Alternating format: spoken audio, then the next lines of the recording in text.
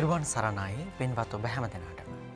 සදහවත්නි සදහම් මකරන්දයේ සුවඳින් පින්සිත නිවී සනසන බෞද්ධ රූපවාහිනී නාලිකාව අද 2021 වසරේ නව වසර ආරම්භයත් සමගින් පළමු පුර පසළොස්වක පොහෝ දිනයේ යෙදී තිබෙන අද දුරුතුපුර පසළොස්වක පොහෝදා සිට ආරම්භ කරන අලුත්ම වැඩසටහන මෙලෙසින් ඔබ වෙත ගෙන එන්නට සූදානම් වන මොහොත. සදහවත්නි එදා ලෞතුරා බුදුරජාණන් වහන්සේ දඹදිව් තලයේ පහළ වූ මොහොතේ එදා ඒ දඹදිව් තලය පුරාම විවිධ මිත්‍යා දෘෂ්ටික අදහස් පැතිර පැවතුණා. නමුත් ලෞතුරා බුදුරජාණන් වහන්සේගේ තථාගත ශ්‍රී සද්ධර්මය දඹදිව් තලයේ පමණක් නොවේ තුන් ලොව පුරාම පැතිර ගියේ මඩින් ගොඩට විත් පිපී සුවඳ වුණු නෙළුමක්සේ.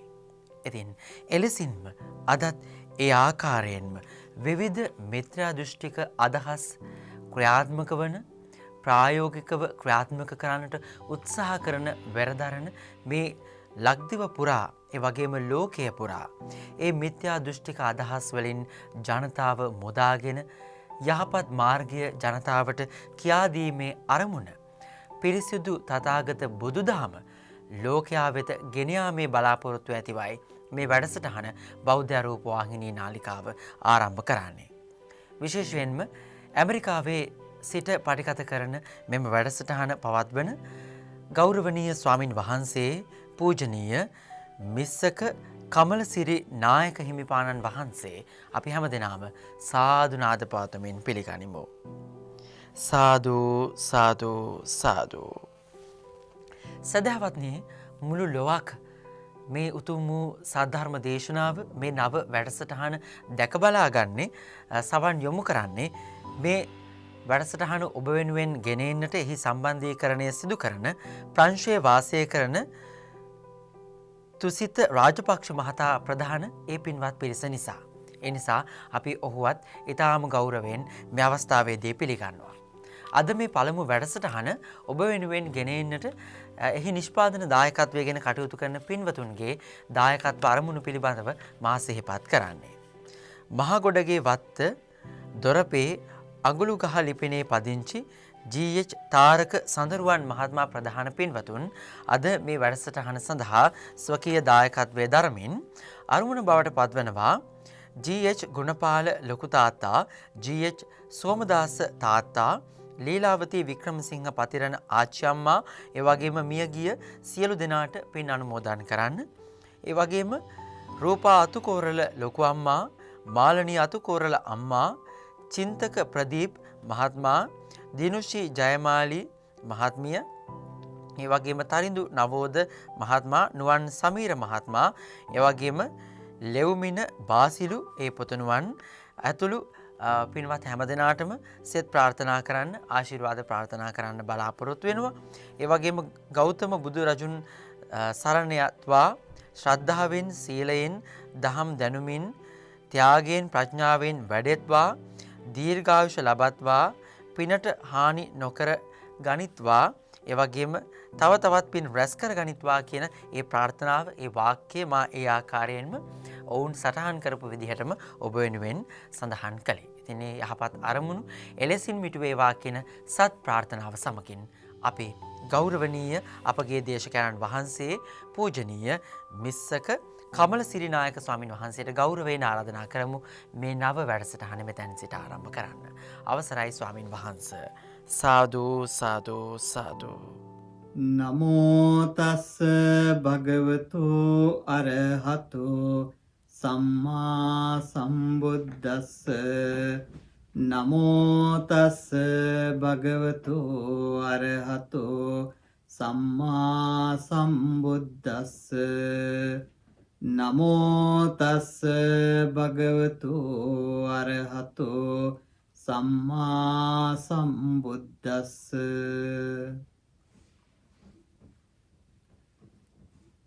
පින්නතුනි, සියලුම බුදුවරයන් වහන්සේලා පහළ වෙන්නේ ජම්බුද්වීපේ.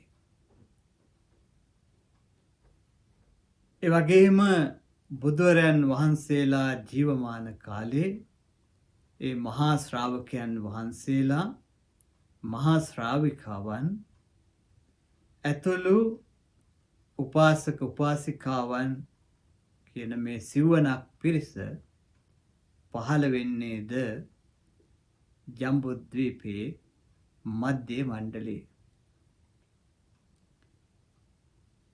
මේ භූමිය කුමක්ද? මේ භූමිය කොතනද තියෙන්නේ? මේක අපිට අමුතු කාරණයක් නෙමෙයි, අමුතු මාතෘකාවක් නෙමෙයි. අපි දැනගෙන හිටිය ඉතිහාසයේ ජම්බුද්වීපයේ මධ්‍ය මණ්ඩලය මේවා කොතනද තිබෙන්නේ, මොන දිසාවලද තියෙන්නේ? අපි ජීවත් වෙන මේ දූපත් රාජ්‍ය, මේ දූපත කොතනද තිබෙන්නේ? ජම්බුද්වීපයට යන්නේ කොහොමද? ජම්බුද්වීපයේ මධ්‍ය මණ්ඩලය කොතනද? එහි බුදුවරුන්ගේ භූමිය, ඒ සිද්ධාස්ථාන තිබෙන්නේ කොතනද කියන එක. ඒත් කාලයත් එක්ක මිනිස්සුන්ගේ දැනුම වෙනස් වෙනකොට, ඒ දැනුමත් එක්ක විවිධ නම්ගම් වෙනස් වෙනකොට යම් යම් වැරදි වැටහීම්, වැරදි අවබෝධයන් ඇති වෙන්න පුළුවන්.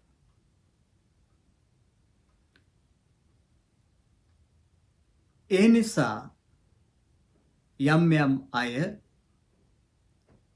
තමන්ගේ මනස්වලට එන තමන්ගේ මනස්වලට එන ආකල්ප සංකල්ප යථාර්ථයන් හැටියට ඉදිරිපත් කරනවා. ඒවා කෙසේ වෙතත් අපි ධර්මය ගැන හිතන අය, ඒ ශාසන ඉතිහාසය ගැන හිතන අය මෙම කාරණා විධිමත්ව කරුණු සහිතව තේරුම් අරන් සිටීම වැදගත්. ඒකට හේතුව යම්කිසි ධර්ම දේශනාවක් සිද්ධ කරනකොට ඒ දේශනාවට අදාළ කාල අවකාශය පිළිබඳව දැනුම වැදගත් වෙනවා. කුමන ස්ථානයක කුමන කාලයක ද මේ දේශනාව සිද්ධ කරේ, එහි පාත්‍ර වර්ගයා කවුද කියන කාරණා අතිශයින්ම වැදගත්. ඒ ධර්ම කරුණු තේරුම් ගැනීම පහසු වෙන්නේ ඒ අනුව. එනිසා මේ ජම්බුද්වීපයත් මධ්‍යම මණ්ඩලයක් පිළිබඳව අපි තොරතුරු දැනගන්නේ කොහොමද? ඒ ස්ථාන, එම ඉතිහාසය අපි දැනගන්නේ කොහොමද? ඒ සඳහා අපට තිබෙනවා භාවිතා කළ හැකි මූලාශ්‍ර. එහිදී අපි පළමුවෙන්ම යොදා ගන්න අංක 1ට යොදා ගන්න මූලාශ්‍රය ත්‍රිපිටකය, පෙළ දහම, බුද්ධ දේශනාව. ඊළඟට අටුවාව.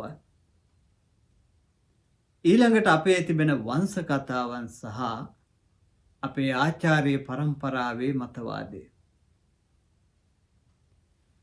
ඊට පස්සේ අපි භාවිතා කරනවා පැරණි ග්‍රන්ථයන් සහ පැරණි වාර්තාවන්. වර්තමානයේ අපට තවත් පහසුවක් තිබෙනවා මේ පුරාවිද්‍යාත්මකව සොයාගනු ලබන තොරතුරු, කරුණු කාරණා, සාධක ටික. මෙන්න මේ අනුව තමයි අපි තීරණය කරන්නේ මේ ඉතිහාසයේ සිදුවීම් සිදු වුණේ කොතනද? ඒ ඓතිහාසික ලේඛනවල සඳහන් වෙන නම්ගම් මොනවද? ඒවා කොතනද කියන කාරණේ. ඒතර මේ ජම්බුද්වීපය පිළිබඳව තොරතුරු තියෙන පැරණි සාහිත්‍ය, අපේ ත්‍රිපිටක සාහිත්‍යයට අමතරව අපේ ධර්ම සාහිත්‍යයට අමතරව වෛදික බ්‍රාහ්මණ සාහිත්‍යයත් ජෛන සාහිත්‍යයත් අපට වැදගත් වෙනවා. මේ සාහිත්‍ය වර්ග තුනම වෛදික සාහිත්‍ය, ජෛන සාහිත්‍ය සහ බෞද්ධ සාහිත්‍ය සමාන්තර තොරතුරු ප්‍රමාණයක් අපට මේ සම්බන්ධයෙන් ඉදිරිපත් කරලා තිබෙනවා. ඒ අනුව මේ සාහිත්‍ය තුනම පොදුවේ කියන කාරණය තමයි ලෝකයේ මහාද්වීප 4ක් පිළිබඳව. එය හිමාල කඳුවැටිය කේන්ද්‍ර කොටගෙන සිව් දිසාවට පැතුරුණු දීප 4 හැටියට තමයි මේ පැරණි පොත්පත්වල සඳහන් වෙන්නේ. එය ජෛන සම්ප්‍රදායට අනුව පෙති 4ක නෙළුම් මලක් හැටියටත් එහි මධ්‍ය කෛලාස පර්වතයේ හැටියටත් සඳහන් කරලා තිබෙනවා. චිත්‍රයටත් නගලා තිබෙනවා. එතකොට මේ අපිට පේනවා එයින් දකුණු දිසාව, ඒ දකුණු දිසාවට පැතුරුණු භූමිය ජම්බුද්වීපය කියන එක එම සාහිත්‍යවල සඳහන් වෙනවා. ඊට අමතරව උතුරු කුරු දිවයින, අපර ගෝයානය සහ විදේහය කියන මහද්වීප තුන පිහිටන බව මේ ග්‍රන්ථවල සඳහන් වෙනවා. මේක තමයි මේ ජම්බුද්වීපය පිළිබඳව පැරණි සාහිත්‍යයේ සඳහන් වන තොරතුරු.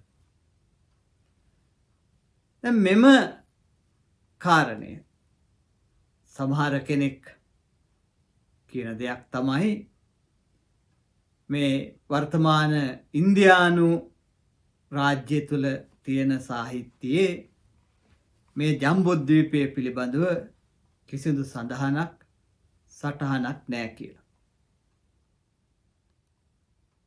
අපේ අයගේ පුරුද්දක් තිබෙනවා Taman නොදන්නා දෙයක් තිබ්බහම ඒක නැහැ කියන එක.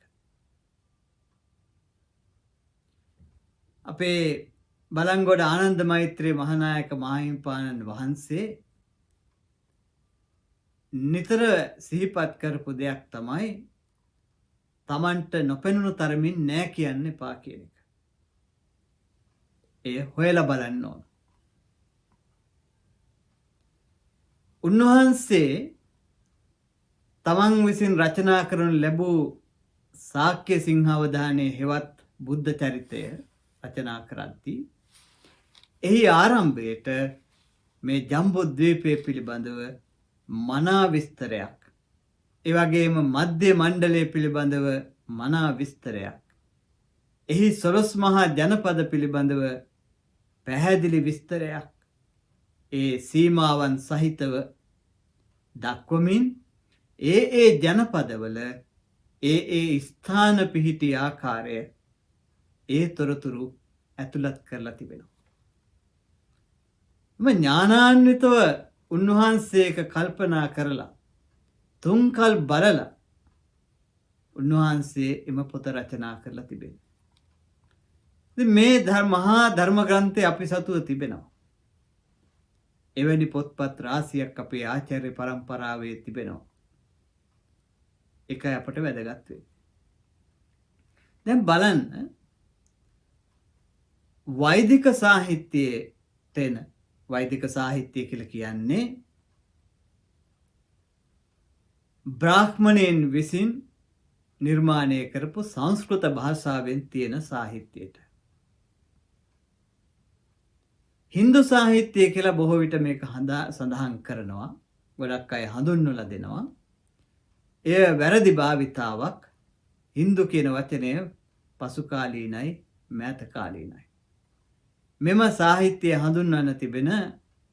හොඳම වචනය තමයි වෛදික සාහිත්‍යය කියන එක. මේ වෛදික සාහිත්‍යයේ එන කෘතියක් තමයි මර්කණ්ඩය පුරාණය. මේ මර්කණ්ඩ පුරාණයේ 50 වෙනි පරිච්ඡේදයේ 18 වෙනි ශ්ලෝකයේ සඳහන් වෙනවා ජම්බුද්වීපය පිළිබඳව. ජම්බුද්වීපේ තථාග්නිග්‍රං රාජානං කෘත්වාන් පිතා ප්ලක්ෂදීපේශ්වරාස්වාපි තේන මේධාතිති කෘතः. මෙහි තිබෙනවා එක්තරා පිය රජතුමෙක් ගැන කරන සාකච්ඡාවක අග්නිමිත්‍ර ජම්බුද්වීපයේහිද මේධාතිති කියන පුත්‍රයා ප්ලක්ෂදීපයේද රජ කරවපු බවක්. තර මේ ජම්බුද්වීපය පිළිබඳව මර්කණ්ඩ පුරාණය කියන වෛදික ග්‍රන්ථයේ තිබෙන ආකාරය. ඒ විදිහටම බොහෝ තැන්වල අපිට දකින්න තිබෙනවා වෛදික සාහිත්‍යයේ මේ ජම්බුද්වීපය පිළිබඳව. ಭಾರತය මේ ජම්බුද්වීපයේ තුල පිහිටා තිබුණු කුඩා රාජ්‍යයක් හැටියටයි එම වෛදික සාහිත්‍යය තුලත් දැක්වෙන්නේ සඳහන් වෙන්නේ. ඒතර මේ ජම්බුද්වීපය පිළිබඳව තව අපට දැනගන්න පුළුවන් සාහිත්‍යයක් තමයි ජෛන සාහිත්‍යය. ඒ ජෛන සාහිත්‍යයේ එනවා ජම්බුද්වීප ප්‍රඥප්ති නමින්ම කොටසක්. මේ ජම්බුද්වීපය පිළිබඳව විස්තර රාශියක් එහි සඳහන් වෙනවා. මේ බෞද්ධ නොවන මේ ඉන්දියාව තුළ තිබෙන වෙනත් ධර්ම සාහිත්‍යයන්හි දකින්න තිබෙන ඒ සාක්ෂි සාධක තමයි ඒ ටික. ඊළඟට බුදුදහමේ කොහොමද මේ ජම්බුද්වීපය විස්තර කරන්නේ? ඒතර බුදුදහමත් අර විදිහටම බෞද්ධ සාහිත්‍යය තුළ ජම්බුද්වීපය මහද්වීපයක් හැටියට සලකනවා. මහද්වීපයක් හැටියට සලකනවා. එතකොට සෙසු මහද්වීප කීපයක් පිළිබඳවත් බෞද්ධ සාහිත්‍ය අපිට දකින්න තිබෙනවා. නම් ගම්වල යම් යම් වෙනස්කම් තිබෙනවා. නමුත් ඒ වගේ සමානාන්තර භාවයන් වැඩි. ඒ අනුව මේ මහද්වීප හතරෙන් ජම්බුද්වීපය එක මහද්වීපයක් හැටියට සලකනවා. මේ ජම්බුද්වීපයේ හැඩරුව ස්වරූපය කොහොමද කියන එක මහා ගෝවින්ද සූත්‍රය දීඝනිකායේ මහා ගෝවින්ද සූත්‍රයේ සඳහන් වෙලා තිබෙනවා. ඒ සඳහන ඒ අද ජම්බුද්වීපයේ අයිති භූමියේ අයිති වෙන්නේ ඉන්දියානු අර්ධද්වීපයට. බොහෝ දෙනෙක් මේ ඉන්දියානු රාජ්‍යය ඉන්දියාව කියලා අද තියෙන රාජ්‍යයයි ඉන්දියානු අර්ධද්වීපයයි පටලගෙන කතා කරනවා. ඉන්දියානු අර්ධද්වීපය කියලා කිව්වහම ඉන්දියානු රාජ්‍යයේ භූමියත් ඒ වගේම බංග්ලාදේශය, පාකිස්තානය, අෆ්ගනිස්තානය, වර්තමානයේ නේපාලයේ සමහර කොටසුත් ඉන්දියානු අර්ධද්වීපයට අයිති. එම තමයි ඉන්දියානු අර්ධද්වීපය කියන එක තියෙන්නේ. එතකොට අපි මේ ජම්බුද්වීපය කියන එක ජම්බුද්වීපයේ සමාන්තර වෙන්නේ ඉන්දියානු අර්ධද්වීපයට. ඉන්දියානු වර්තමාන ඉන්දියානු රජයේ පරිපාලන භූමියට නෙමෙයි.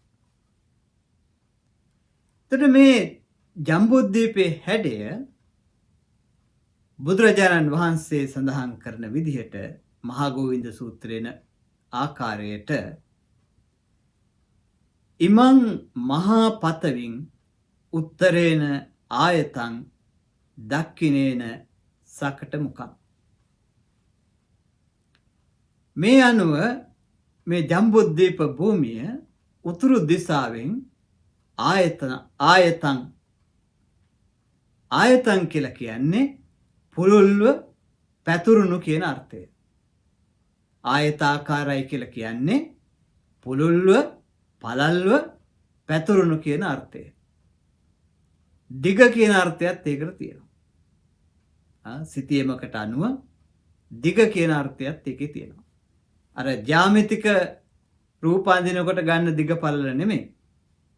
සිතියමක භූමියක ගැන කතා කරනකොට ආයතන් කියලා කියන්නේ පළල්ව පුළුල්ව පැතුරුණු දික්ව ගිය කියන අදහස. එතකොට බුදුරජාණන් වහන්සේ සඳහන් කරනවා ජම්බුද්වීපයේ උතුරෙන් ආයත හැඩයක් තියෙන්නේ. දක්ඛිනේන සකට මුඛං. මේක ඉතාම වැදගත්.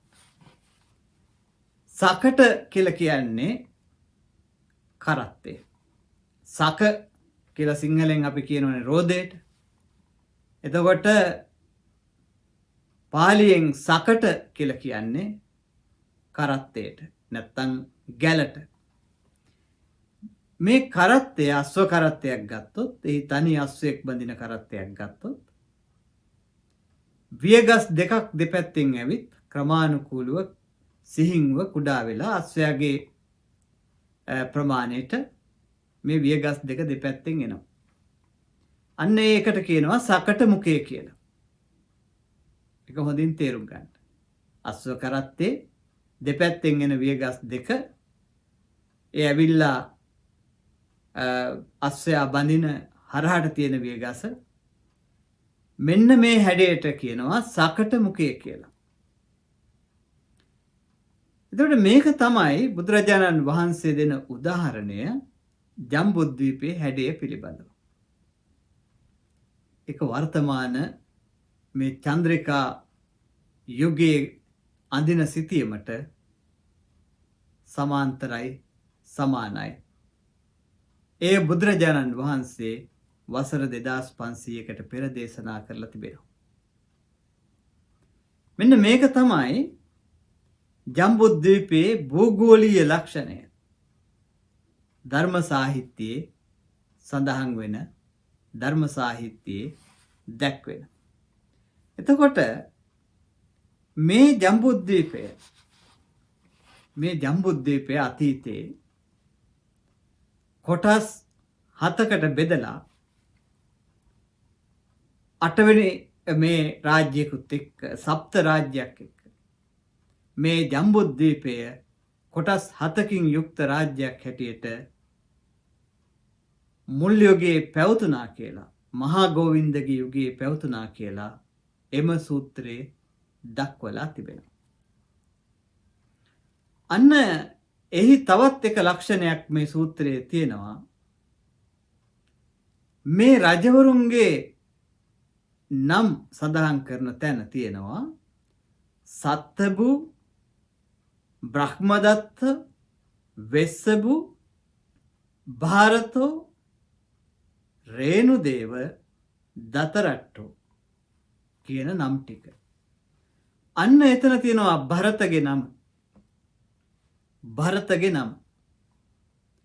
මෙන්න මේක තමයි වෛදික සාහිත්‍යයේ ඔය භරතගේ රාජ්‍ය සහ පසු කාලීනව මුළු ඉන්දියානු රාජ්‍යයම නම් කරන නම හැටියට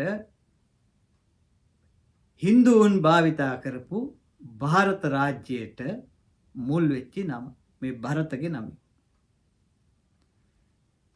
ඒ වගේම මෙම ගාථාවේ සඳහන් වෙනවා සත්ත භාරතා කියලා. සත්ත භාරතා කියලා.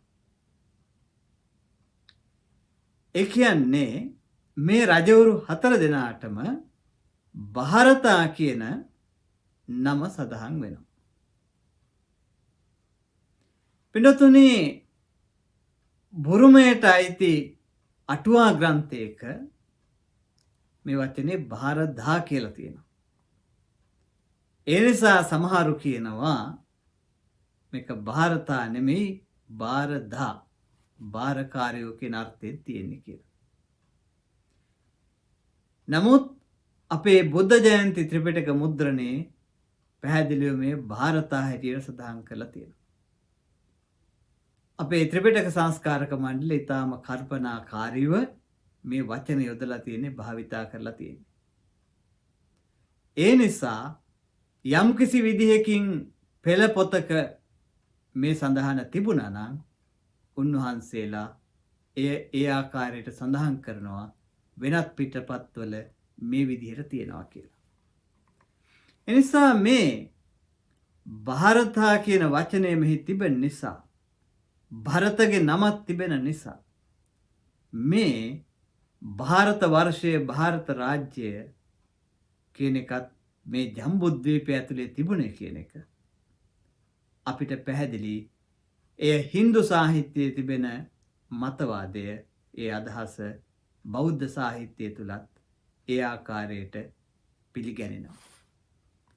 එතකොට මේ ආකාරයට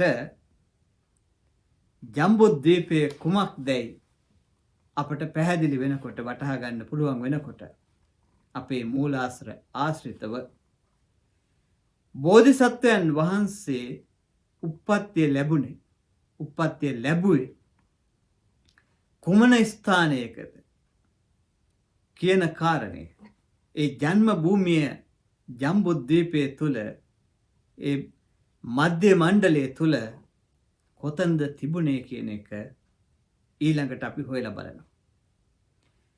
මේ බුද්ධ දේශනාවෙම සඳහන් වෙනවා. ඒ ත්‍රිපිටකයේ එන පැරණිම ග්‍රන්ථය ලෙස අපි හඳුනා ගන්න සුත්ත නිපාතේ පබ්බජ්ජා සූත්‍රය. පබ්බජ්ජා සූත්‍රයේ තිබෙන්නේ බිම්බිසාර රජතුමා සහ බෝධිසත්වයන් වහන්සේ සිදුවත් තවුසා අතර ඇතිවෙන සාකච්ඡාව.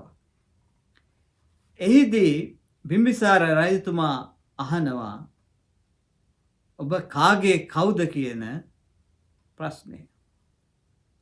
අන්න ඒ ප්‍රශ්නයට බෝධිසත්වයන් වහන්සේ සිදුවත් තවුසානන් දෙන උත්තරය මෙන්න මේ ආකාරයි. උජුන් ජානපදෝ රාජා හිමවන්තස්ස පස්සතෝ ධන වීරියේන සම්පන්නෝ කෝසලේසු නිකේතිනෝ.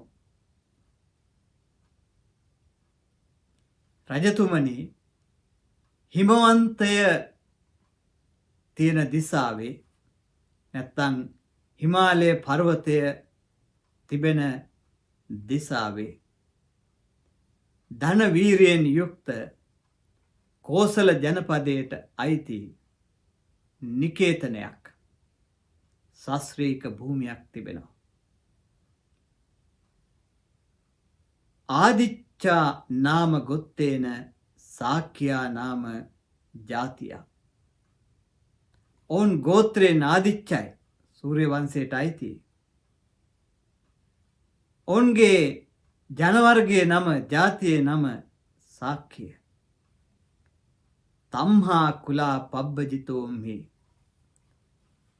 අන්න ඒ සාක්‍ය ජනපදයෙන් මම පැවිද්දට ආපු කෙනෙක්. මේ අපේ භාග්‍යවතුන් වහන්සේ, බෝධිසත්වයන් වහන්සේ අපිට තමන්ගේ ජන්ම භූමිය පිළිබඳව හඳුන්වා දෙන ආකාරය.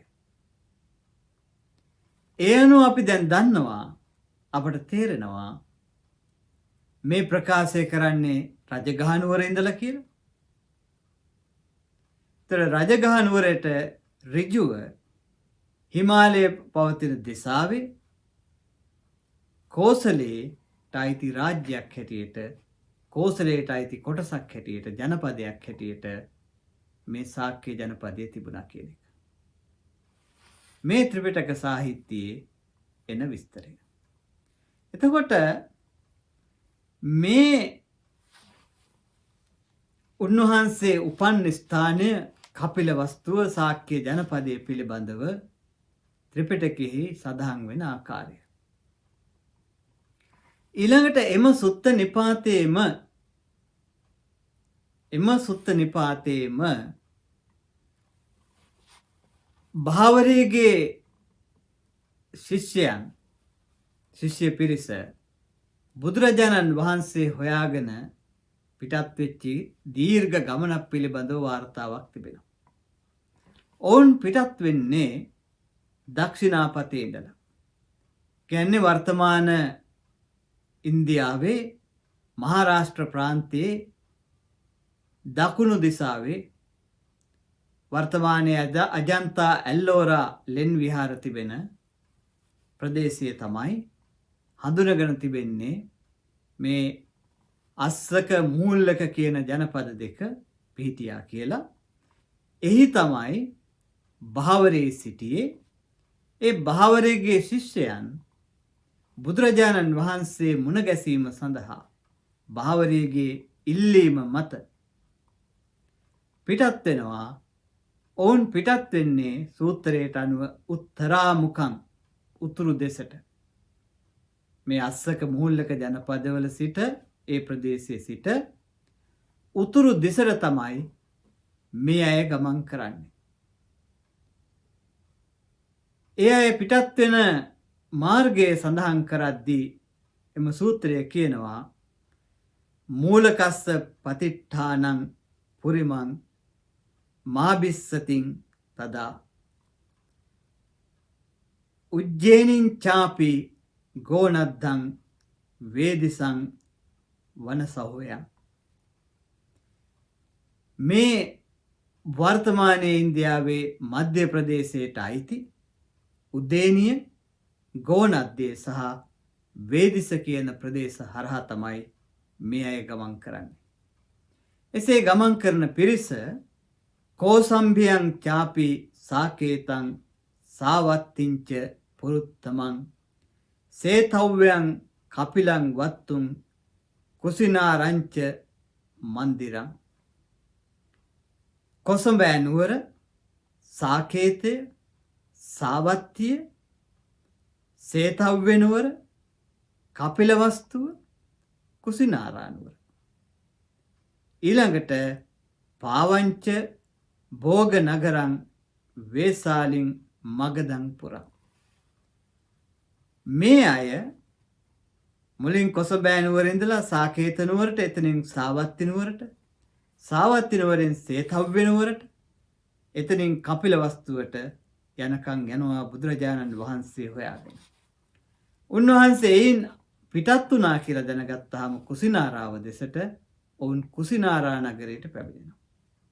ඒ අයපහු දකුණට. කුසිනාරා නගරේ ඉඳලා ඔවුන් දැනගන්නවා පාවා නුවරට වැඩපු බවක්.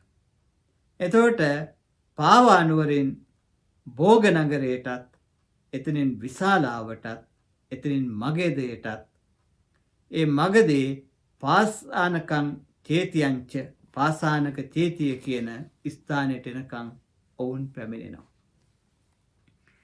එතකොට අපට අද වර්තමානයේ මේ ඉන්දියාව තුළ පැහැදිලිවම අභිලේඛන සහිතව, ශිලාලේඛන සහිතව මෙම ස්ථාන අඳුනගෙන තිබෙනවා. ඒ අතරින් සාවත්තිය, කොසඹෑ නුවර, කපිලවස්තුව කියන ස්ථාන, ඒ වගේම කුසිනාරාව, විශාලාව, මගධය අභිලේඛන සහිතව අඳුනගෙන තිබෙනවා මේ ස්ථාන කියලා. එතකොට ඒ අභිලේඛන සහිතව, පුරාවිද්‍යාත්මක සාධක සහිතව අඳුනාගනු ලබන මේ ස්ථාන සම්පූර්ණයෙන්ම සමාන වෙනවා මේ කියන ගමන් මාර්ගයට. ඒ අනුව අපිට නැවත නැවතත් තහවුරු වෙනවා ත්‍රිපිටක සාහිත්‍යයේ සඳහන් වෙන ජම්බුද්වීපය, මධ්‍ය මණ්ඩලය, මේ පැරණි රාජධානී කුමන ස්ථානයක, කුමන තැනක, කොහේද පිහිටියේ කියන එක. ඊළඟට පින්නතුනි, ත්‍රිපිටක සාහිත්‍යයේ ඒ ආකාරයට සඳහන් වෙද්දී අටුවා සාහිත්‍ය තව වඩාත් වැඩියෙන් විස්තර සපයලා තිබෙනවා. ඒ අනුව අටුවාවන්හි මධ්‍ය මණ්ඩලයේ දිගපළල සීමාවන්, ඒ සීමා මායිම්, ආදී මේ තොරතුරු ටික අපට දකින්න පුළුවන්. ඒ සම්බන්ධයෙන් පැහැදිලි විස්තරයක් තිබෙනවා අපේ ඒකධම්මපාලි අටුවාවේ ජම්බුදීප පෙය්‍යාලය කියන කොටසේ.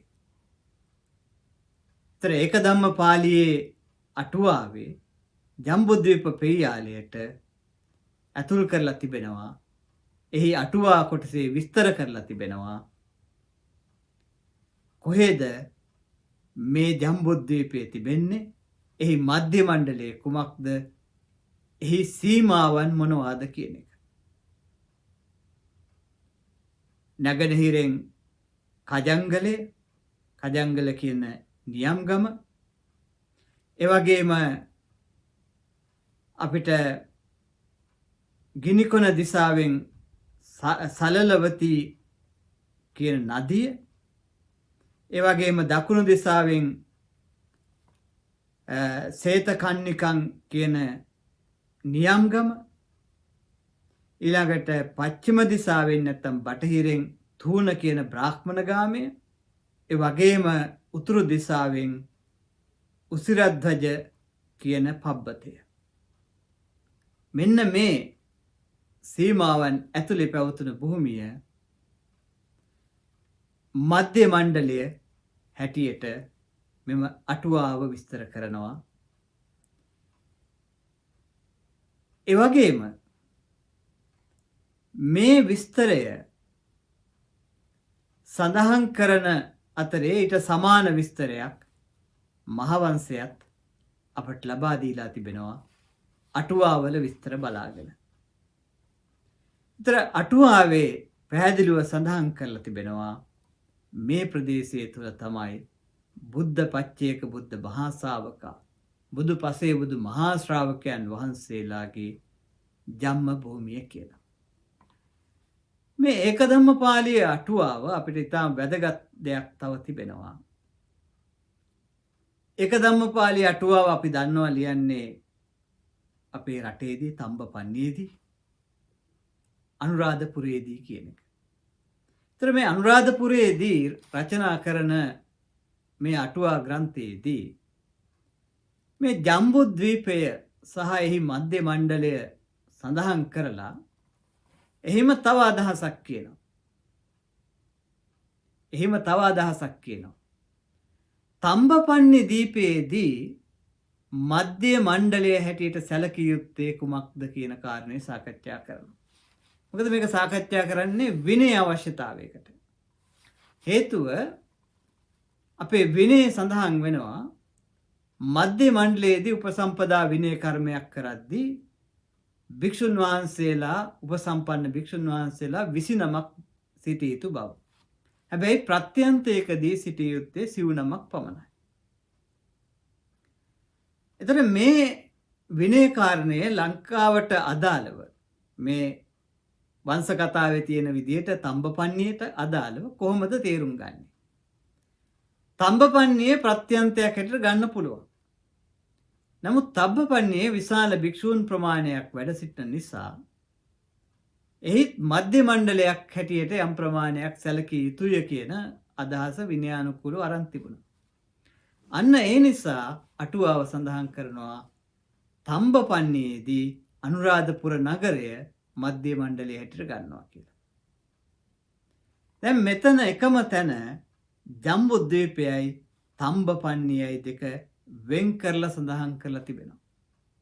ඒ අනුව අපට පැහැදිලි වෙනවා ජම්බුද්වීපයේ එකක්, තම්බපන්නියේ තව එකක් කියන එක. මේ දෙකම එකක් කරගන්න හිතන අය කරුණා කරලා මේ තියෙන විස්තර බලලා ඒවාට අනුකූලව හිතන්න වෙනවයි කියලා මම මතක් කරනවා, සිහිපත් කරනවා. එතකොට දැන් මේ විදිහට මේ මධ්‍ය මණ්ඩලය පිළිබඳව විස්තර කරද්දී මේ සමහර කෙනෙකු මතු කරනවා මම දැක්කා ප්‍රශ්නයක්. ඒ පූජාවලියේ සඳහන් වෙන විස්තරයකට අනුව. පූජාවලිය අපට දීලා තිබෙනවා මධ්‍ය මණ්ඩලයෙන් පිටත රාජ්‍යයන් ගණනාවක් පිළිබඳව. ඒ සඳහන් කරලා කියනවා මේ රාජ්‍යවල් ප්‍රත්‍යන්ත රාජ්‍ය කියලා. මධ්‍ය මණ්ඩලය හඳුන්වලා දීලා ප්‍රත්‍යන්ත රාජ්‍යයත් නම් කරනවා. එතකොට මේ ප්‍රත්‍යන්ත රාජ්‍ය ටික නම් කරද්දී එහි සඳහන් වෙනවා නේපාලය කියන රාජ්‍යයත් එවැගේම සින්දි කියන රාජ්‍යයත් බෙන්ගාලය කියන රාජ්‍යයත් ප්‍රත්‍යන්තයට අයිති බව. දැන් මෙතන ප්‍රශ්නයක් මතුවෙනවා. තව නම් රාශියක් තිබෙනවා.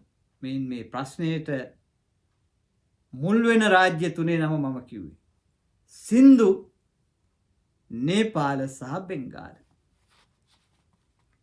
එතකොට කෙනෙකුට හිතෙන්න පුළුවන් සාධාරණ අදහසක් එකපාරට එන්න පුළුවන්.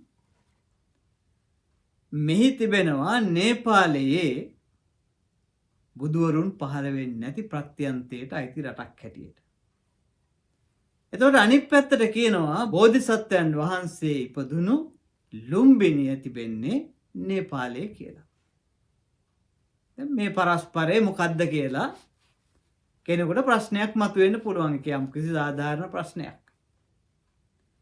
ඒකට හේතුව තියෙන්නේ මේ ඉතිහාසයේ භූගෝලයේ සහ මේ රාජ්‍ය පරිපාලනය පිළිබඳව අපට තිබෙන අනවබෝධය නිසා. පැරණි යුගයේ ඒ කියන්නේ 1700 ගණන් වලට ඒ කියන්නේ ලංකාව ලන්දේසීන් පාලනය කරන කාලේ වෙනකන් නේපාලය කියන රාජ්‍ය පැවතියේ හිමාල කඳුකරේ කඳුකර රාජ්‍යයක් හැටියට කත්මන්දු මිටියාවත කේන්ද්‍ර කරගත්තු කුඩා රාජ්‍යයක්. එතකොට මේ කුඩා රාජ්‍ය පස්සේ කාලේ තනිතලා භූමියට නැත්නම් මධ්‍ය මණ්ඩලයේ යම් ප්‍රමාණයකට ව්‍යාප්ත වුණා. අර පැරණි ශාක්‍ය සහ කෝලිය ජනපද අයිතිව තිබිච්ච භූමියේ කොටසක් නේපාලයට අයිති වුණා. ඒ අනුව වර්තමාන දේශ සීමා ඇතුලේ පැරණි කෝසලයේ උතුරු කොටස ශාක්‍ය සහ කෝලිය ජනපද භූමිය නේපාලයට අයිති වෙනවා 1700 ගණන් වලින් පස්සේ. අන්න ඒ නිසා තමයි අර මධ්‍ය මණ්ඩලයට අයිති කපිලවස්තුව ශාක්‍ය ජනපදය නේපාල පරිපාලනයට ඇතුල් වෙන්නේ. මේක බොහොම සරල කාරණයක්. මේක මහා තර්ක විතර්ක කර ඉන්න ඕන කාරණයක් නෙමෙයි. ඊළඟට මේ සින්දු කියන වචනේ. සින්දු කියන වචනයෙන් අදහස් කරන්නේ ඉන්දියාවය කියලා සමහරව අර්ථ නිරූපණය කරන්න උත්සාහ කරනවා. හැබැයි ඉන්දියාව කියන වචනේ නිර්මාණය වෙන්න භාවිතා වෙන්න සින්දු කියන වචනේ සම්බන්ධ වුණා තමයි. නමුත් සින්දු කියලා මෙහි සඳහන් කරන්නේ අද අපි කතා කරන ඉන්දියාව නෙමෙයි. මෙහි සින්දු හැටියට සඳහන් වෙන්නේ අදටත් තිබෙනවා ඉන්දියාව පාකිස්තාන දේශ සීමාවේ තිබෙනවා සින්දු නදිය. සින්දු නදිය. මේ සින්දු නදියෙන් එගොඩ තිබෙච්ච භූමිය එදා හැඳින්වුවේ සින්දු දේශය හැටියට. වර්තමානයේ තවම ඒ සින්දු ප්‍රාන්තය සින්ධි කියන නමින්ම පාකිස්තානයට අයිතිව තවම තිබෙනවා. ඒක තමයි මේ පූජාවලියේ සින්දු කියලා සඳහන් කරන්නේ. ඒ වගේම බෙන්ගාලය වර්තමානයේ බෙන්ගාල ප්‍රාන්තය නැත්නම් බටහිර බෙන්ගාල ප්‍රාන්තය ව්‍යාප්ත වෙලා තිබෙනවා පැරණි අංගරාජ්‍යයට අයිති කොටස් වලට. පැරණි අංගරාජ්‍යයට අයිති කොටස් වලට. ඒ වගේම ඉංග්‍රීසි පරිපාලන යුගයේ මගධයේ අයිති කොටස් වලටත් බෙන්ගාලය කියලා නම් කරා. මොකද ඉංග්‍රීසියෙන් මුලින් යටත් කරගත්තේ බෙන්ගාලය නිසා. ඒ අනුව මේ කාලයත් එක්ක පරිපාලනයන් දේශපාලනයන් බල ව්‍යුහයන් වෙනස් වෙනකොට වෙනස් වෙච්ච දේශ සීමා තුළ ඇතිවෙච්ච ගැටලු මිස මේවා අතීතයේ තිබුණු ආකාරය නෙමෙයි. ඒ අනුව නේපාලය යනු අතීතයේ ප්‍රත්‍යන්තය. මධ්‍ය මණ්ඩලයෙන් පිටයි. සින්දු කියලා කියන්නේත් මධ්‍ය මණ්ඩලයෙන් පිටයි. බෙන්ගාලයත් මධ්‍ය මණ්ඩලයෙන් පිටයි. ඒ නිසා තමයි පූජාවලිය මේ ප්‍රදේශය ප්‍රත්‍යන්ත හැටියට සඳහන් කරන්නේ. මේ කාරණය පිළිබඳව අනවශ්‍ය වාද විවාද ඇති කරගන්න අවශ්‍ය නැහැ. හේතුව තමයි පැරණි මධ්‍ය මණ්ඩලයේ තමයි ලුම්බිනිය කපිලවස්තුව අපි වර්තමානයේ හොයාගෙන තිබෙන්නේ. ඊළඟට තවත් එක ප්‍රශ්නයක් මතුවලා තිබෙනවා. මේ ඉන්දියාවේ තිබෙන ලිපි ලේඛනවල මේ ජම්බුද්වීපය කියන එක හඳුන්වා දෙන්නේ නැහැ කියලා. දැන් මම පුස්කොළ පොත්වල පැරණි සාහිත්‍ය ග්‍රන්ථවල තිබෙන හැටි සඳහන් කරා. අපිට ඕනනම් තවත් තහවුරු කරගන්න පුළුවන් දෙයක් තියෙනවා සෙල්ලිපි. සෙල්ලිපියක් කිව්වහම අලුතෙන් එකතු කරන්න බෑනේ. ඒක ලියපු දවසේ ලියපු විදිහටම තමයි දිගටම තියෙන්නේ. ඒක වෙනස් කරොත් ඒක හොඳට පැහැදිලිව පේනවා.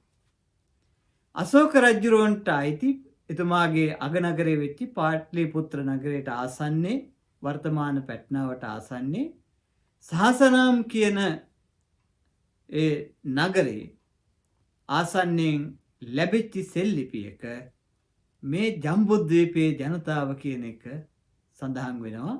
අශෝක රජතුමාට අයිති සෙල්ලිපියක. ඒක අපිට ජම්බුද්වීපයේ පිළිබඳව තියෙන පැරණිම ලේඛනයක්.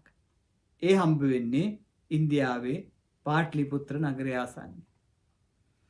ඒ වගේම තමයි අශෝක රජතුමා මගධයේ රජතුමාය කියන එක තහවුරු වෙන සෙල්ලිපිය සාංචි සෙල්ලිපිය. සාංචි සෙල්ලිපිය අශෝක රජතුමා හඳුන්වන්නේ මගධයේ රජු හැටියට. මගධ රාජ්‍යයේ රජු හැටියට. මේ පින්නතුනි සෙල්ලිපි සාධක. එවැගේම අපේ බෞද්ධ සාහිත්‍යයේ සඳහන් වෙන පුජ්‍යලයන් ඒ නගර ගම් පිළිබඳව වර්තමාන පුරාවිද්‍යාත්මක කැණීම් වලින් පරීක්ෂණ වලින් සොයාගත්තු සෙල්ලිපිවල සඳහන් වෙනවා එම ග්‍රාම නගර පිළිබඳව.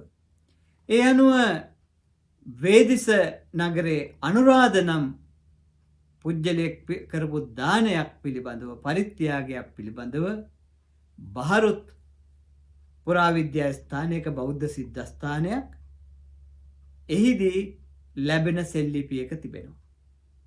ඒ වගේම විවිධ තැන්වලින් පාට්ලිපුත්‍රය කියන නාමය කොසඹෑ නුවර නම සඳහන් වෙන සෙල්ලිපි නොයෙකුත් ආකාරයෙන් අපිට තැන් තැන්වල ලැබිලා තිබෙනවා.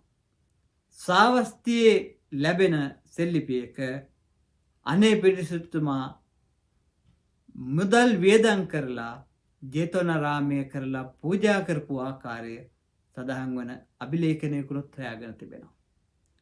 මේ අනුව අපිට තවදුරටත් මේ බුද්ධ භූමිය කොතනද කොමුණ ස්ථානයකද තිබෙන්නේ කියන එක පිළිබඳව අමුතුවෙන් ප්‍රශ්න කරන්න සාකච්ඡා කරන්න සැකයක් ඇති කරගන්න දෙයක් නැහැ.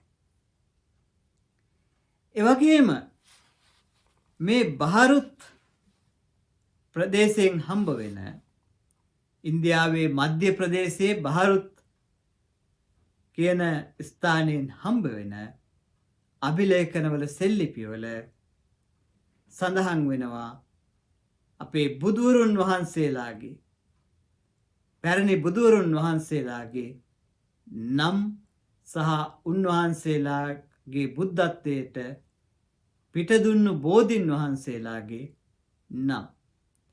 ඒ අනුව අපිට මේ තවදුරටත් තහවුරු වෙනවා මේ ජම්බුද්වීපයට අයිති භූමිය මොකක්ද කියලා.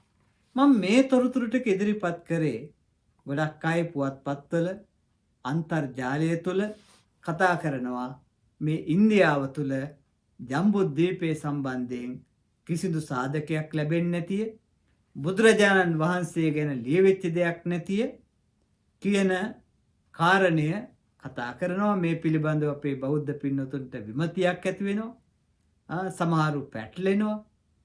සමහර අය මේවා ගැන කතා කරන විදිහට අනිත් අය හිතනවා විශ්වාස කරනවා මේක ඇත්තක් තියෙනවද? මෙවැනි ගැටලු ඇති වෙන නිසා මෙවැනි විපර්යාසයක් වෙන නිසා තමයි මම මේ සාධක ටික මේ ආකාරයට සඳහන් කරේ.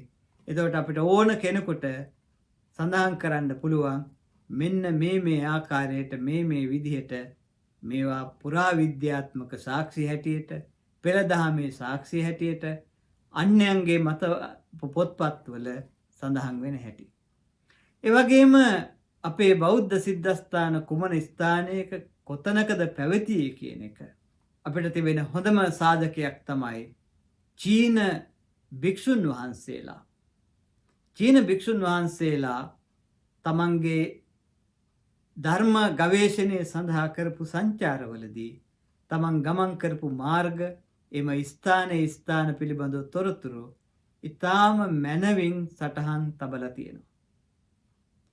ඒ සටහන් ඔස්සේ ඉතාම පහසු වුණා මේ අපේ පැරණි සිද්ධස්ථාන හොයාගන්න. ඉන්දියාවේ පුරාවිද්‍යා දෙපාර්තමේන්තුව පිහිටවීමෙන් පසු ඒ පුරාවිද්‍යා නිලධාරීන් මුලින්ම භාවිතාකට ගත්තේ අධ්‍යයනය කරේ පරීක්ෂා කරලා බැලුවේ මේ චීන භික්ෂුන් වහන්සේලාගේ වාර්තා. එම වාර්තාවල එම ස්ථාන අතර තිබෙන දුර ප්‍රමාණයක් සඳහන් වෙලා තිබුණා, දිසාවන් සඳහන් වෙලා තිබුණා. ඉතින් ඊටාම පරිශ්‍රමයක් දරලා මේ චීනාත් පිටපත් ඊටාම හොඳින් සංස්කරණය කරගෙන පිළියෙල කරගෙන ඒ වගේ පරිවර්තනයන් කරලා නිශ්චිත ආකාරයෙන් ඊට පස්සේ බැලුවා මේ ස්ථාන කොහොමද හොයාගන්නේ කියලා. ඒ තිබිච්ච වාර්තා ඔස්සේ ගමන් කරමින් ඔවුන් මෙම ස්ථාන එකක් හඳුනා ගන්නකොට ඊටාම පහසෙන් පුළුවන් වුණා අනිත් ස්ථාන හඳුනා ගන්න. ඊට පස්සේ ඒ ස්ථානවල කරපු කැණීම් වලින් තිබිලා හම්බ වෙනවා එම ස්ථාන නාමයන් සඳහන් වෙන අභිලේඛන. මෙන්න මේ විදිහට තමයි මේ ස්ථාන තහවුරු කරගත්තේ. ඒ නිසා අපි හොඳින් මතක තබා ගත යුතුයි අපි කොහොමද ජම්බුද්වීපය හඳුනගන්නේ කියලා. දැන් මේ ජම්බුද්වීපය කොහොමද ඉන්දියාව වුණේ? මේ ජම්බුද්වීපය කොහොමද ඉන්දියාව වුණේ? මේ ජම්බුද්වීපය කොහොමද ಭಾರತය වුණේ? ඒ බෞද්ධ රාජ්‍යයට මොකද වුණේ? ඒ බෞද්ධ රාජ්‍යයට මොකද වුණේ? මේක අපි තේරුම් ගන්න ඉගෙන ගන්න මේ දන්න දේ සමහරවිට අපිට පැටලෙනවා. ඒකයි 12 වෙනි සියවස වෙනකම් ජම්බුද්වීපය බෞද්ධ රාජ්‍යයක් හැටියට පැවතුණා. ජම්බුද්වීපයෙන් පිටතට බුදුදහම හොඳින් පැතිරලා තිබුණා සේදමාවත දිගට. තර ක්‍රිස්තු වර්ෂ 6 වෙනි සියවසේ ගොඩනැගුණු මුස්ලිම් සංස්කෘතිය මේ බෞද්ධ රාජ්‍ය ආක්‍රමණය කරගෙන ආවා. මුලින්ම වුන් ගාන්ධාරය පැරණි අවකාන් රාජ්‍ය සහ ගාන්ධාරය තක්ෂිලාව පැවතිච්ච ප්‍රදේශය යටත් කරගත්තා. එයින් පස්සේ සින්දු නදිය තරණය කරගෙන මධ්‍ය මණ්ඩලයට කඩා වැදුණා. ඊට පස්සේ මධ්‍ය මණ්ඩලයේ සියලුම බෞද්ධ රාජ්‍යයන් විනාශ කරලා දැම්මා. වෙහෙර විහාරස්ථාන විනාශ කරලා දැම්මා. සමහරු අහනවනේ ඉන්දියාවේ කෝ ධර්ම ග්‍රන්ථ පොත්පත් කෝ කියලා. සමහරු අහනවනේ කෝ බුදුරජාණන් වහන්සේ ඉන්දියාවේ නම් පහළ වුණේ බෞද්ධයෝ කෝ කියලා. ඒ බෞද්ධයන්ට උනේ මොකද්ද කියන එක ඒ මුස්ලිම් ආක්‍රමණය පිළිබඳව ලියා තිබෙන ඓතිහාසික ග්‍රන්ථ මුස්ලිම් අයම තබලා තිබෙන සටහන් කියවලා බලන්න. එතකොට පැහැදිලි වෙයි. ඒ වගේම මේ ආක්‍රමණයන් එන අවස්ථාවේදී ජම්බුද්වීපයේ හිටපු ටිබෙට් ජාතික භික්ෂුවක් වෙච්ච ධර්මස්වාමී කියන හාමුදුරුවෝ උන්වහන්සේ මේ පිළිබඳව ලියන ලේඛනය මේවා කියවලා බලන්න. අන්න එතකොට කාටත් හොඳින් තේරුම් ගන්න පුළුවන් වෙයි, පැහැදිලි වෙයි මධ්‍ය මණ්ඩලයේ බෞද්ධ රාජ්‍ය විනාශුනේ කොහොමද කියලා. එතකොට මේ මධ්‍ය මණ්ඩලයේ බිහි කරනු ලබන මුස්ලිම් රාජ්‍ය ඔවුන් නම් කරනවා අල් සින්ද් කියලා. අල් සින්ද් කියන නමින් නම් කරනවා. ඒ නම ගන්න අර සින්දි කියන නාමේ. සින්දි කියන නාමේ. මොකද මුලින් ඔවුන් යටත් කරගත්තේ සින්ද් ප්‍රදේශය නිසා එම ප්‍රදේශයට අල් සින්ද් කියන නාමය භාවිතා කරා.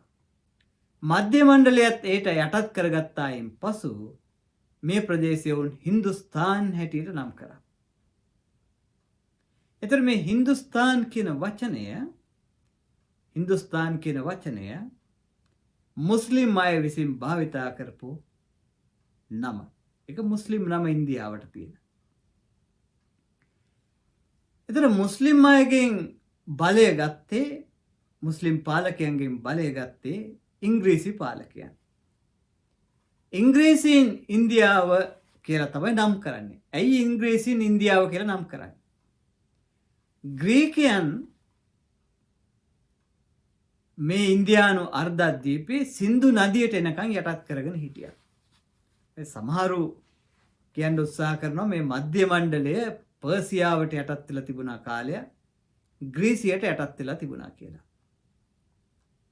නමුත් කවදාකවත් මධ්‍ය මණ්ඩලයේ ග්‍රීසියට යටත් වෙලා තිබුණේ නැහැ. පර්සියාවට යටත් වෙලා තිබුණේ නැහැ.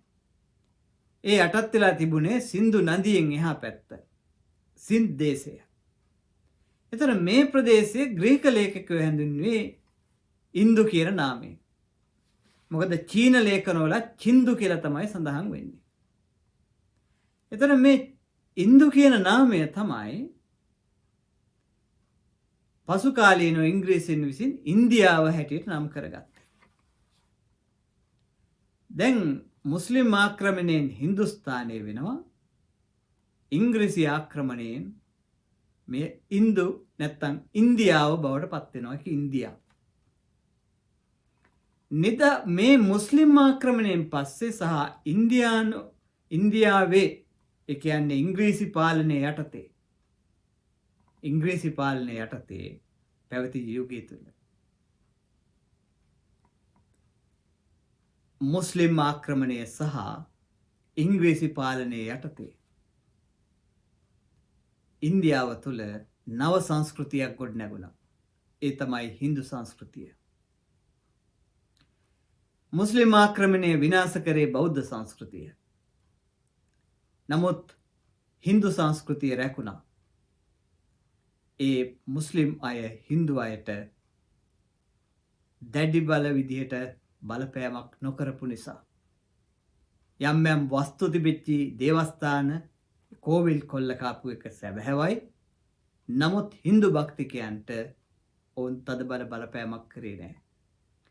එනිසා බෞද්ධ භික්ෂුන් වහන්සේලා නැති බෞද්ධ උගතුන් නැති ජම්බුද්වීපය තුළ හින්දු දර්ශනය මතුවෙන්න පටන් ගත්තා. වෛදික දර්ශනය සහ පසු කාලයේ ඇතිවෙච්ච සට් දර්ශන මුල් කරගත්තු හින්දු සංස්කෘතිය. නිදහස් අරගලයේ හිටියේ මේ හින්දුන්. ඔවුන් පැරණි මහාභාරත මහා කාව්‍යයේ එන භාරත කියන නාමය අරගෙන අර ඉංග්‍රීසින් විසින් ගොඩනගපු ඉන්දියාව ඒ ඉන්දියාවට භාරතය කියන නම දුන්නා. අතීතයේ භාරතය කියලා හැඳින්වුවේ කුඩා කොටසක්. නමුත් ඉංග්‍රීසින් විසින් නිර්මාණය කරපු ඉන්දියානු රාජ්‍යයට භාරතය කියන නම දුන්නා. එතකොට ඉන්දියාව නිදහස ලබද්දී භාරතය කියන නමින් නිදහස ලබා ගත්තා. හැබැයි තවමත් පොදු නාමයේ බවට ඉන්දියාව කියන වචනේ තියෙනවා. දැන් මෙන්න මේක හොඳින් අපි තේරුම් ගන්න. අතීත ජම්බුද්වීපය මුස්ලිම් අය හින්දුස්තානය බවට පත් කරා. ඉංග්‍රීසින් ඉන්දියාව බවට පත් කරා. හින්දුන් එය භාරතය බවට පත් කරා. දැන් මෙහෙම වුණාම අපේ රටේ ඉන්න යම් පිරිසක් කියනවා ජම්බුද්වීපය ඉන්දියාව යයි කියලා දුන්නේ ඉංග්‍රීසින්නේ කියලා. ඉංග්‍රීසින් ලු මේ ඉන්දියාවට ජම්බුද්වීපය කියලා දුන්නේ කියලා. ඇත්තටම උනේ මොකද්ද? ජම්බුද්වීපයට ඉන්දියාව කියලා කිව්වේ ඉංග්‍රීසියෙන්. ඒකයි කතාව. ජම්බුද්වීපයට ඉන්දියාව කියලා කිව්වේ ඉංග්‍රීසියෙන්. නමුත් මේ කණ්ඩායම ඒක අනිත් පැත්තට කියනවා. වෙච්ච දේ අනිත් පැත්තට හරවලා කියනවා. කට්ටිය කරන්නේ හැම වෙලාවෙම මේක. උණු දේ අනිත් පැත්තට හරවලා කියනවා. ඒක තමයි ක්‍රමය.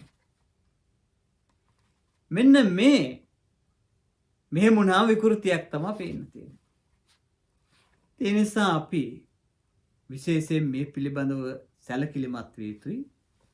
හේතුව තමයි අපිට මේ ඉන්දියාව තුල තිබෙන මේ සිද්ධාස්ථාන වැදගත්. හේතුව මේ අපේ බෞද්ධයන්ගේ කේන්ද්‍රස්ථාන. මේ අපේ ශාසනයේ ඓතිහාසික සිදුවීම් උණු තැන් ටික. මේ ටික තුල ඇතිවෙන ඒ කේන්ද්‍රස්ථානයන්ගේ පුනරුදය තමයි බෞද්ධ පුනරුදයේ පදනම වැටෙන්නේ. එම පුනරුදය තමයි බෞද්ධ සාමග්‍රියේ පදනම වැටෙන්නේ. එම කේන්ද්‍රස්ථාන ටික නැවත සක්‍රිය වෙනකොට තමයි බෞද්ධයන් එකිනෙකා මුණ ගැහිලා එකිනෙකා හඳුනගෙන එකිනෙකාගේ ධර්මයේ සංසන්දනය කරලා බලලා තිබෙන ගැටලු අඩුපාඩුකම් විසඳගන්නේ. ඒක අනාගත ලෝකයට අත්‍යවශ්‍ය දෙයක්. ධර්මපාලතුමා ආරම්භ කරපු මේ කාර්යය අද වෙනකොට මල්පල ගැන්වීමෙන් තිබෙනවා. ඒ නිසා අපි හොඳින් මතක තබා ගත යුතු දේ මේ බෞද්ධ කේන්ද්‍රස්ථාන බෞද්ධ සිද්ධාස්ථාන අපි නිවැරදිව හඳුනාගත යුතුයි. එම ස්ථාන අපේ පූජනීය බිම් බවට පත් කරගත යුතුයි. ඒ වගේම මුස්ලිම් ආක්‍රමණයෙන් එක්ක වෙච්ච ලොකු ගැටලුවක් තිබෙනවා. සියවස් 8ක ගැටලුවක්. ඔවුන්ගේ ප්‍රතිපත්තිය වුණේ බෞද්ධයන් මුස්ලිම් ආගමට හරවන එක. ඒ මුස්ලිම් ආගමට එකග නොආපු අය මරලා දැම්මා. ඒ නිසා බෞද්ධයෝ හින්දුන් හැටියට පෙනී හිටියා. ඒ නිසා කාලයත් එක්ක බෞද්ධයන් හින්දු සමාජය තුළ දිය වෙලා ගියා. අද ලෝකේ විශාලම මුස්ලිම් ජනගහනය ඉන්දියාවේ තියෙන්නේ. ඒ මුස්ලිම් ජනගහනය මැද පෙරදිගින් ආව නෙමෙයි, මක්කමින් ආව නෙමෙයි. ඒ පැරණි ජම්බුද්වීප භූමියේ හිටපු ජනතාව. එම ජනතාව මුස්ලිම් අය බවට පත් කරලා තිබෙනවා. මුස්ලිම් ආගමට ආවේ නැති අය කුලහීනයන් බවට පත් කරලා තිබෙනවා. මේ ඓතිහාසික වැරද්දක්, ඓතිහාසික ගැටලුවක්. ඒ අතරින් අද හින්දු සමාජය තුළ හිටපු පැරණි බෞද්ධ මූලයන්ගෙන් එන අය, කුලහීනයන් බවට පත් කරපු අය තමන්ගේ අතීතය උරුමය සොයා ගනිමින් තිබෙනවා. ඒ අතීතයේ උරුමය සොයාගෙන ඒ අනුව නැවත ධර්මයේ සොයා ගැනීමේ වැඩපිළිවෙලක වුන් නියතුව සිටිනවා. බුද්ධ ජයන්ති යුගයේ 2500 බුද්ධ ජයන්ති යුගයේ 1950 දශකයේ අම්බෙඩ්කර්තුමන් ඇතුළු විශාල ජනගහනයක් බෞද්ධයන් බවට පත් වුණා. මේ ව්‍යාපාරය අද ඉතාම හොඳින් දියුණු වෙලා තිබෙනවා. අද මහාරාෂ්ට්‍ර ප්‍රාන්තයේ දකුණු කොටස 60% ආසන්නයේ බෞද්ධ ප්‍රතිශතයක් තියෙන භූමියක් බවට පත් වෙලා තියෙනවා. ඒ නිසා අපි කල යුතුව තිබෙන්නේ නැවත වතාවක් මේ අපේ පැරණි බෞද්ධයන්ට, ඒ පැරණි බෞද්ධයන්ට, මධ්‍ය මණ්ඩලයේ බෞද්ධයන්ට තමන්ගේ උරුමය හොයාගෙන බෞද්ධයන් හැටියට නැගී සිටින්න අවශ්‍ය ඒ පහසුකම් උදව් උපකාර කරන එකයි. ඒකයි අපේ යුතුයකම, අපේ වගකීම. පින්නතර මේක අපිට රටක් හැටියට ඉතාම වැදගත්. ජම්බුද්වීපය තුළ, මේ මහා භාරතය තුළ, මේ විශාල රාජ්‍යය තුළ සැලකිය යුතු ප්‍රතිශතයක්වත් බෞද්ධයන් සිටීම අපේ රටේ රැකවරණයට ඉතාම වැදගත්. අපේ ආරක්ෂාවට ඉතාම වැදගත්. ඒ කාරණයත් අපි තේරුම් ගත යුතුයි. බෞද්ධයාගේ අනාගත සුරක්ෂිත භාවය ආරක්ෂාව ගැන අපි හිතනවනම් අපි තේරුම් ගත යුතු දේ තමයි අපි ආසන්නයේ තියෙන මේ මහරාජ්‍යයේ මේ භූමිය තුල සැලකිය යුතු ප්‍රතිශතයක බෞද්ධයන් සිටිය යුතුයි කියන එක. මොකද අපි ඒක ඉතිහාසයෙන් ඉගෙන ගන්න ඕන පාඩමක්. ඉතිහාසයෙන් ඉගෙන ගන්න ඕන පාඩමක් ඒක. මම මේ වෙලාවේ කරුණු දීර්ඝ වශයෙන් සාකච්ඡා කරන්නට යන්නේ නැහැ. මධ්‍ය මණ්ඩලය තුල පැවතිච්ච බෞද්ධ ශක්තිය බෞද්ධ බලය තමයි හැම විටම අපේ රට ආරක්ෂා කරන්න, සුරක්ෂිත කරන්න, පෝෂණය කරන්න හේතුනේ.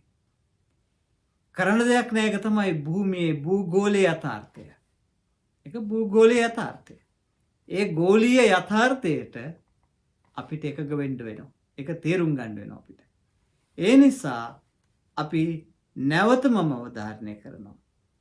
අපේ සුරක්ෂිත භාවය වෙනුවෙන් මධ්‍ය මණ්ඩලයේ බුදුදහම සුරකිය යුතුයි අපි කියන කාරණේ. ඒ නිසා අපි මේ ඉතිහාසය නිවැරදිව හඳුනගෙන හොඳින් හඳුනගෙන අපි නැවත වතාවක් අපේ පැරණි සිද්ධාස්ථාන අපේ කේන්ද්‍රස්ථාන බවට පත් කරගත යුතුයි. එම කේන්ද්‍රස්ථාන අපේ අනාගත බෞද්ධ පුනරුදයක මහා ශක්තියක් මහා බලයක් වෙනවා. ඒක තමයි අනාගත ලෝකයට ධර්මයේ පැතිරෙන්න ව්‍යාප්ත වෙන්න හේතු වෙන්නේ. ඒ තමයි බෞද්ධයන් හැටියට අපි කරුණාවෙන් මෛත්‍රියෙන් කළ යුතු දේ. ලෝකයාට ධර්මය ලබා දීම. ඒ සඳහා අපි හැමෝම තම තමන්ට පුළුවන් ආකාරයෙන් කැපකිරීම කරන්නට අදිෂ්ඨාන කරගන්නට ඕන. ඒ ශක්තිය ධෛර්යය සියලු දෙනාටම ලැබේවා කියලා ප්‍රාර්ථනා කරන්නට. සාදු සාදු සාදු. සදහවත්නේ එදා අපේ මුතුන් මිත්තන් ඊටාම වෙහෙසක් මහන්සියක් දරා ජීවිත පරිත්‍යාගයෙන් රැකගත් මේ පිරිසුදු බුදුබණ පොත් කරලා ඒ පිරිසුදු බුදුබණ අද වර්තමාන සමාජයට දායාද කර තිබෙනවා. නමුත් විවිධ මිත්‍යා දෘෂ්ටික බලවේග සතුරන් ලෙසින් මේ දහම ආක්‍රමණය කරන්නට වෙරදරන මොහොතක ඒ තථාගත පිරිසුදු දහම ආරක්ෂා කර ගැනීම මතු පරපුරට දායාද කිරීමේ පරම අපේක්ෂාව ඇතිවයි බෞද්ධයා රූපවාහිනිය අද මේ නව වසරේ පළමු පුර පසළොස්වක පොහෝදා සිට සෑම පුර පසළොස්වක පොහෝ දවසකම මේ ධර්ම දේශනාව මේ වැඩසටහන ඔබ වෙනුවෙන් ගෙනෙන්නේ. ඒ අනුව මේ දේශනාව ඇමරිකාවේ පටිගත කරමින් දේශනාව පවත්වන පූජනීය මිස්සක කමලසිරි නායක ස්වාමින් වහන්සේට අපි නිදුක් නිරෝගී චිරජීවනය සැලසේවායි ප්‍රාර්ථනා කරමු. සාදු සාදු සාදු. දේශනාව විසුරුවා හරින්නට සම්බන්ධීකරණය සිදු කරන්නේ ප්‍රංශයේ වාසය කරන තුසිත රාජපක්ෂ මහත්මයා ප්‍රධාන පින්වතුන්. ඒ මහත්මාට නිරෝගී සුවය සැලසේවායි අපි හදවතින්ම ප්‍රාර්ථනාවන් එක් කරනවා. මේ පින්කමට කවුරුන් හෝ දායකත්වය කළා නම් ස්වකීය දායකත්වය වෙනුවෙන් අපගේ පුණ්‍ය අනුමෝදනාව උතුම් වූ චතුරාර්ය සත්‍ය ධර්මයේම ඒ හැම දිනාටම වහවහ අවබෝධ වේවා. සාදු සාදු සාදු. මා දායකත්වයේ පිළිබඳව සිහිපත් කිරීම සිදු කරනවා. ස්වාමින් වහන්සේ පුණ්‍ය අනුමෝදනාවන් සිදු කරා මහගොඩගේ වත්ත දොරපේ අගුළුගහ ලිපිනේ පදිංචි GH තාරක සඳරුවන් මහත්මයා දායකත්වයෙන් කටයුතු කරනවා දේශනා මාලාවේ.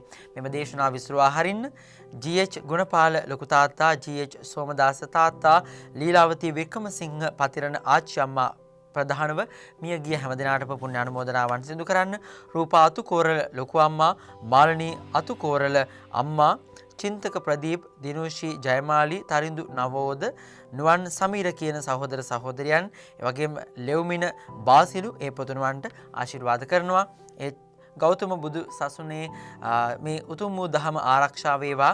ශ්‍රද්ධාවෙන්, සීලයෙන්, දහම් දැනුමින්, ත්‍යාගයෙන්, ප්‍රඥාවෙන් හැමදිනම වැඩෙත්වා කියන ප්‍රාර්ථනාව ඇතිව මේ පින්වතුන් ඒ සඳහා දායකත්වයෙන් කටයුතු කරනවා. ඉතින් නිෂ්පාදන දායකත්වයට එක් වූ හැම දිනාටමත් පුණ්‍ය අනුමෝදනාවන් සිදු කරමින් අපි දේශනාව නිමාඩපත් කරන්නේ ලබන පුර පසළොස්වක පොහොදා යලිත් හමු වෙමේ අපේක්ෂාවෙන්. පින්වත් ඔබ හැම දිනාටම තෙරුවන් සරණයි.